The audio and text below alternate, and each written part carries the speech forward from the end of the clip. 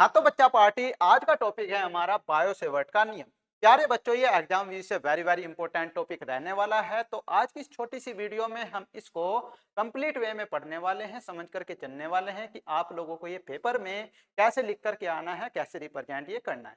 जो ये हमारा बायो सेवर्ट का नियम है, ये ओस्टेड के नियम पर ही क्या है भाई आधारित है। तो प्यारे बच्चों, हमने इससे पिछले लेक्चर में, इससे पिछली वीडियो में हमने जाना था ओस्टेड का नियम, ओस्टेड का प्रयोग। ओस्टेड का प्रयोग क्या कहता है कि जब हमें किसी चालक में आवेश को गतिमान करते हैं तो उसके चारों ओर क्या होता है, चुंबकीय क्षेत्र उत्पन्न हो जाता है। तो उस चुंबकीय क्षेत्र के लिए बायो तथा सेवर्ट ने एक नियम दिया और इस नियम के आधार पर जो चालक तार के चारों ओर चुंबकीय क्षेत्र उत्पन्न होता है उसके संबंध में एक फॉर्मूला डिस्क्राइब किया। तो उस फॉर्मूले को हम यहाँ पर जान करके चलेंगे, इस छोटी सी वीडियो में पढ़ करके चलेंगे। तो आप लोग हेडिंग डाल करके चलेंगे बच्चा, बायो सेवर्ट का नियम। हेडिंग क्या डाल करके चलेंगे आप लोग, बायो सेवर्ट का नियम। तो बायो सेवर्ट का नियम क्या है भाई, ये हम यहाँ पर जान करके चलेंगे। ठीक है, इसके लिए हम क्या करेंगे, फॉर्मूला भी डिस्क्राइब करके चलेंगे, निकाल करके चलेंगे। तो जहां तक ये आप लोगों को एग्जाम में लिखना है वहां तक का हम इसको क्या करेंगे, कंप्लीट वे में पढ़ेंगे और इसको आप लोग पेपर में अच्छी तरीके से लिख करके आएंगे। तो इसमें क्या करना है आप लोगों को भाई, लिख करके चलना है, हेडिंग डाल लेनी है बायो सेवर्ट का नियम। तो ये जो बायो तथा सेवर्ट थे भाई, ये फ्रांस के वैज्ञानिक थे। ठीक है, फ्रांस के वैज्ञानिक बायो तथा सेवर्ट, यानी कि जो बायो और सेवर्ट, ये क्या थे आप लोगों के अलग अलग साइंटिस्ट थे। इन्होंने क्या किया भाई, 1820 ईस्वी में विभिन्न क्या किया भाई, विभिन्न धारावाही चालकों द्वारा उत्पन्न चुंबकीय क्षेत्रों का अध्ययन किया।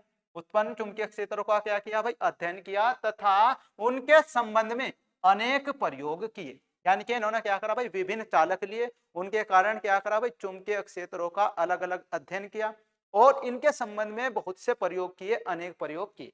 इन प्रयोगों के आधार पर उन्होंने एक नियम दिया जिसे बायोसेवर्ट का नियम कहते हैं या बायोसेवर्ट नियम के रूप से जाना जाता है। ठीक है, तो इन्होंने क्या करा भाई, जब ये धारावाही चालक तारकों के कारण चुंबकीय क्षेत्रों का इन्होंने अध्ययन किया तो उनसे संबंधित इन्होंने क्या दिया भाई, एक नियम दिया जिसे हम बायोसेवर्ट के नियम के नाम से जानते हैं, बायोसेवर्ट लॉ के नाम से हम इसको जानते हैं। ठीक है, तो यहाँ पर क्या करना है भाई, इस नियम के अनुसार आप लोगों को लिख करके चलना है। कॉमा इन्वर्टेड कॉमाज में लिखना है क्या, किसी धारावाही चालक के, यानी कि आप लोगों के पास कोई धारावाही चालक तार है, उसका क्या करना है आप लोगों को, लघु अवयव लेकर के चलना है, डायल एल। लघु अवयव कितना लेकर के चलना है, डायल एल। यानी कि जैसे आप लोगों के पास इतना बड़ा एक तार है तो उसका एक छोटा सा पार्ट ले लेंगे आप लोग, जिसे बोलते हैं लघु अवयव। उसका मान कितना है, डायल एल। डायल एल के द्वारा उत्पन्न चुंबकीय क्षेत्र में किसी बिंदु कैपिटल पी पर, यानी कि इस चालक तार के कारण उसके उत्पन्न चुंबकीय क्षेत्र में किसी बिंदु P पर चुंबकीय क्षेत्र डायल बी, चुंबकीय क्षेत्र डायल बी क्या करता है भाई, निम्न कारकों पर निर्भर करता है। निम्न कारकों पर क्या करता है, निर्भर करता है। ठीक है, तो इसका स्क्रीनशॉट लीजिए। इसके बाद क्या करना है आप लोगों को, ये यहाँ पर डायग्राम के माध्यम से समझना है। ये आप लोगों के पास क्या है, ये बच्चा आप लोगों के पास एक धारावाही चालक तार जिसमें आप लोगों की कैपिटल आई धारा प्रवाहित हो रही है। कितनी धारा प्रवाहित हो रही है, कैपिटल है। इसको क्या कर लेंगे आप लोग, स्मॉल आई भी मान सकते हैं। किसको मान ले, इसको क्या कर सकते हैं आप लोग, स्मॉल आई धारा भी मान सकते हैं। अब इस धारावाही चालक तार के कारण इसके चारों ओर क्या होगा, चुंबकीय क्षेत्र होगा। तो हम क्या करते हैं, इस चालक तार का छोटा सा लघु अवयव लेकर के चलते हैं जिसका मान कितना है, डायल एल या डी एल।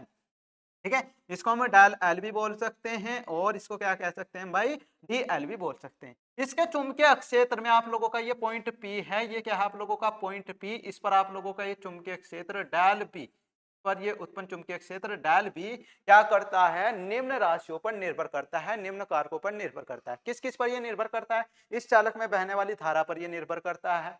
इस लघु लंबाई जो ये आप लोगों को डायल एल दिया है इस पर ये निर्भर करता है। जो ये आप लोगों का कोण बना है यहाँ पर, ये थीटा कोण बना है, इसकी ज्या पर निर्भर करता है। और जो ये आप लोगों को यहाँ पर दूरी दी गई है, ये जो दूरी दी गई है आर, इस पर भी क्या करता है, डिपेंड करता है। तो ये किस किस तरीके से डिपेंड करता है ये हमें यहाँ पर लिख करके चलना है, ये हमें डायग्राम भी बना करके चलना है। तो यहाँ पर लिखेंगे भाई नंबर 1, यह चालक में प्रवाहित धारा स्मॉल आई के क्या होता है बच्चा, अनुक्रमानुपाती होता है।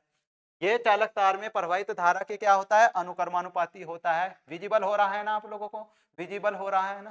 ठीक है, तो ये क्या रहता है भाई, चालक में प्रवाहित धारा के अनुक्रमानुपाती होता है, अर्थात करके हम क्या करेंगे भाई, डायल बी अनुक्रमानुपाती होगा आप लोगों का आई के, समीकरण क्या कर लेंगे, एक मान लेंगे।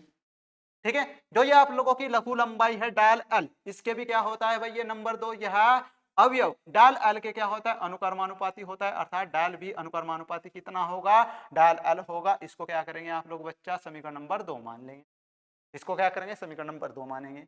नंबर 3, यह कोण थीटा की ज्या, थीटा की जगह क्या है आप लोगों की, साइन, इसके क्या रहता है, ये अनुकर्मानुपाती होता है। तो ये क्या हो जाएगी आप लोगों की इक्वेशन नंबर 3 हो जाएगी, अर्थात डायल भी अनुकर्मानुपाती होगा साइन थीटा के। पॉइंट नंबर 4, यह दूरी r, जो ये दूरी है ना आप लोगों की पॉइंट P तक की, तार से पॉइंट P तक की जो ये डिस्टेंस है, इस दूरी के क्या रहेगा, ये वर्ग के, बच्चा क्या रहेगा, ये वर्ग के व्युत्क्रमानुपाती होता है, अर्थात डायल भी अनुकर्मानुपाती 1/r²। ये क्या हो जाएगी आप लोगों की समीकरण नंबर 4 हो जाएगी।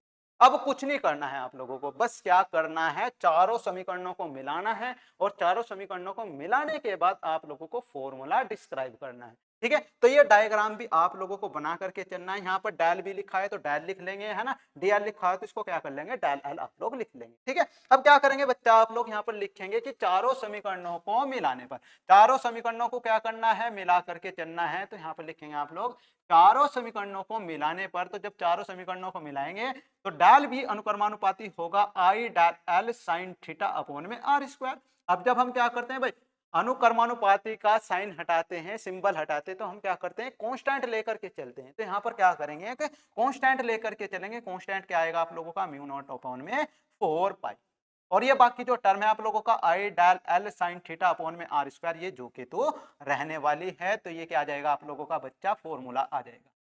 ये क्या होगा, फॉर्मूला आ जाएगा। इस लघु लंबाई के कारण, इस लघु लंबाई के कारण इस पॉइंट P पर कितना चुंबकीय क्षेत्र होगा, तो ये चुंबकीय क्षेत्र होगा बच्चा आप लोगों का डायल भी बराबर म्यू नॉट अपॉन में 4 पाई इंटू में I dial L sine theta upon में r²। Exam very very important topic है आप लोगों का, हर साल रिपीट होता है, तो इसको आप लोग बहुत अच्छी तरीके से प्रिपेयर करेंगे, ध्यान में रख करके इसको आप लोग चलेंगे। ठीक है, पेपर में जाने से पहले भी क्या करना है आप लोगों को, इसको एक बार रिवाइज करना है, कहीं भूल तो नहीं गए आप लोग। ठीक है, तो इसको बार बार रिवाइज करके इसको क्या करेंगे आप लोग, याद रखें। अब इसके बाद क्या लिखना है भाई, यहाँ पर जहां पर आप लोगों का क्या है भाई, म्यू नॉट अपॉन में 4 पाई एक नियतांक है, जिसे हम अनुकर्मानुपाती का नियतांक कहते हैं। इसका मान क्या होता है बच्चा, इसका मान होता है हमारा 10⁻⁻⁷ न्यूटन पर एम्पियर स्क्वायर। ठीक है, और यहाँ पर हमारी म्यू नॉट क्या है भाई, निर्वात की चुंबकशीलता है। ठीक है, तो इसका मान पूछ लिया जाता है, तो ये आप लोगों के यहाँ पर जो निर्वात की चुंबकशीलता है बच्चा, म्यू नॉट है आप लोगों की, तो इस म्यू नॉट का मान कितना होता है, तो इसका मान होता है आप लोगों का 4 पाई इंटू में 10⁻⁻⁷ न्यूटन पर एम्पियर स्क्वायर, इसका ये मान होता है। तो ये भी आप लोगों को बच्चा याद रखना है कि निर्वात की जो चुंबकशीलता होती है, इसका मान आप लोगों का क्या होता है।